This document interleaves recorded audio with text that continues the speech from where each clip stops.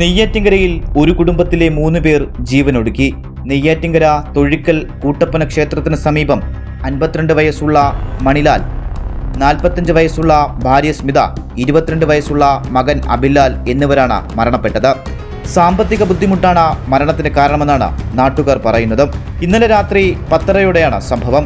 മൂവരും ആഹാരത്തിൽ സയനൈഡ് കലർത്തി കഴിച്ചതായാണ് പോലീസിന്റെ നിഗമനവും.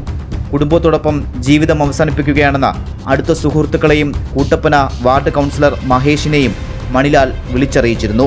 വിവരമറിഞ്ഞ് മകനോടൊപ്പം കൗൺസിലർ എത്തിയപ്പോൾ വീടിന് പുറത്തുവച്ച് കുപ്പിയിൽ കരുതിയ വിഷം കുടിക്കാൻ ശ്രമിക്കുന്ന മണിലാലിനെയാണ് കണ്ടത്. ഉടനെ തന്നെ കുപ്പി തട്ടിക്കളഞ്ഞ ശേഷം മഹേഷ് വീടിനകത്ത് കയറി നോക്കിയപ്പോഴാണ് സ്മിതയെയും മകനെയും അടുത്തടുത്ത മുറികളിൽ അവശനിലയിൽ കണ്ടത്. ഈ സമയത്ത് മണിലാലും വിഷം കഴിക്കുകയായിരുന്നു. ഉടനെ മൂവരെയും ആശുപത്രിയിൽ എത്തിച്ചെങ്കിലും മരണം സംഭവിക്കുകയായിരുന്നു. തിരുമല സ്വദേശിയായ മണിലാലും കുടുംബവും 3 വർഷമായി കൂട്ടപ്പന ക്ഷേത്രത്തിന് സമീപം വാടക വീട്ടിലാണ് താമസിക്കുന്നത്.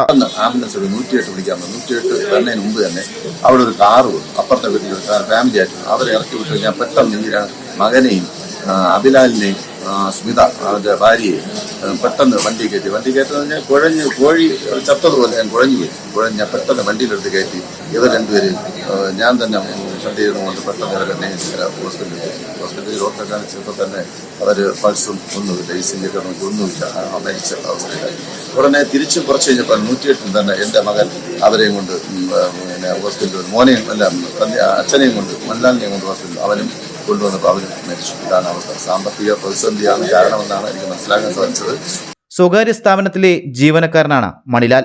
ഭാര്യ സ്മിത നെയ്യാറ്റിങ്കരയിലെ തുണിക്കടയിലെ ജീവനക്കാരിയുമാണ്. മകൻ അഭിലാൽ എഞ്ചിനീയറിംഗ് പഠനം കഴിഞ്ഞ് നിൽക്കുകയാണ്. GTV news, Neyyattinkara.